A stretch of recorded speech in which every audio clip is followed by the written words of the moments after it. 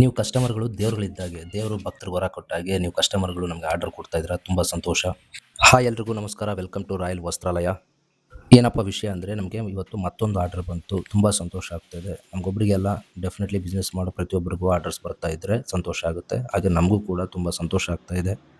ಏನಕ್ಕೆ ನಾನು ಇದನ್ನ ಹೇಳ್ತಾ ಇದ್ದೀನಿ ಅಂದರೆ, ಸುಮಾರು ಜನ ಇದೇ ಥರ ಆನ್ಲೈನ್ ಬಿಸ್ನೆಸ್ಗಳನ್ನು ಮಾಡ್ತಾ ಇದ್ದಾರೆ. ಅವರಿಗೆ ಪಾಪ ಆರ್ಡರ್ಸ್ ಬರ್ತಾ ಇಲ್ಲ. ಏನಪ್ಪ ಅಂದರೆ, ಸುಮಾರು ಅವ್ರ ಫೋಟೋಸ್, ವೀಡಿಯೋಸ್ ಎಲ್ಲ ಹಾಕ್ತಾ ಇದ್ದಾರೆ, ಎಡಿಟಿಂಗ್ ಮಾಡ್ತಾ ಇದ್ದಾರೆ, ಡೈಲಿ ವೀಡಿಯೋಸ್ ಎಲ್ಲ ಅಪ್ಲೋಡ್ ಮಾಡ್ತಾ ಇದ್ದಾರೆ. ಅವ್ರ ಹತ್ರ ಇರೋ ಕಲೆಕ್ಷನ್ಸ್ನೆಲ್ಲನೂ ಫೋಟೋಸ್ ಹಾಕ್ತಾ ಇದ್ದಾರೆ. ಬಟ್ ಆರ್ಡರ್ಸ್ ಬರ್ತಾ ಇಲ್ಲ.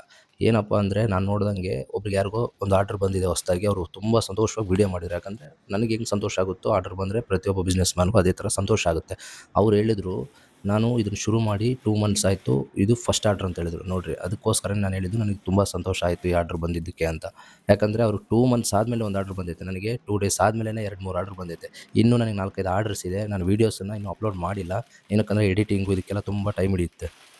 ನಾಳೆಯಿಂದ ಸ್ಪೆಷಲ್ ಆಗಿರುವಂಥ ವೀಡಿಯೋಗಳನ್ನು ಅಪ್ಲೋಡ್ ಮಾಡ್ತಾ ಇರ್ತೀನಿ. ಈ ಪೇಜನ್ನು ಫಾಲೋ ಮಾಡಿ ಇಟ್ಕೊಳ್ಳಿ. ಹಾಗೆ ಆದಷ್ಟು ಬೇಗ ಒಂದು ಸ್ಯಾರಿ ಫ್ರೀ ಆಫರನ್ನು ಕೊಡ್ತಾ ಇದ್ದೀನಿ. ಈ ಪೇಜನ್ನು ಫಾಲೋ ಮಾಡಿ ಫ್ರೆಂಡ್ಸು ಮತ್ತು ಫ್ಯಾಮಿಲಿಗಳಿಗೆ ಶೇರ್ ಮಾಡಿ.